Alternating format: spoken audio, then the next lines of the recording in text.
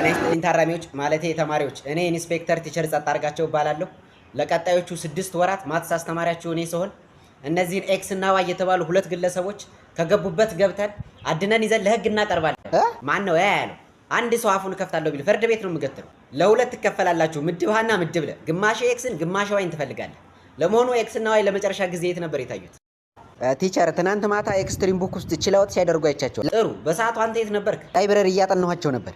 በአካባቢው ለየት ያለ እንቅስቃሴ ሲያደርግ የነበረ ሰው ነበር? ምናልባት ሊያግታቸው የሚችል ምናልባት ላይብረሪስቷ ማስረጃ አለ? እየዞሮች መጽሐፎቹን ስትሰበስብ አይቻታለሁ። አሁኑኑ በቁጥጥር ስር ውሏት። ኧረ ስለ መድኃኒዓለም ቲቸር አመረርክ እንዴ? ኧረ ከቀልብኩ ይቅርታ በእናታችሁ። በቃ በመሀል የፖሊስነት መንፈስ ይነሳብኛል። ካልሆነ ወይ ጸበል ነገር ምን አልካታ? አይ እዚሁ ነው ለመደፋፈር። ነገውኑ ጣቢያ ምስክር ይዘህ ማለት ቢሮ ወላጅ ይዘህ እንድትመጣ። ኢንስፔክተር ይቅርታ፣ መጀመሪያ ፖሊስ ጣቢያ መልቀቂያ ብታስገባ ባይ ነኝ። ልብህ እኮ አሁንም እዛው ነው ያለው። ዝም በል አንተ። ለመሆኑ የተሰጠህን ተልእኮ ፈጽመሃል? የምን ተልእኮ? የቤት ስራ ሰርተሃል ወይ? ማትስ ደብተሬን ሰርቀውኝ አልሰራሁም። እንደውም ይፈተሽልኝ። ይቻላል። ከፍርድ ቤት የፍተሻ ፈቃድ አለ? ኧረ ተው ቲቸር ተው። ቆይ በግድ ነው እንዲያባረሩ ከፖሊስ ጣቢያ? እባክህ እዛው ፖሊስ ጣቢያ ብሄር ነው መሰል የሚሻለኝ።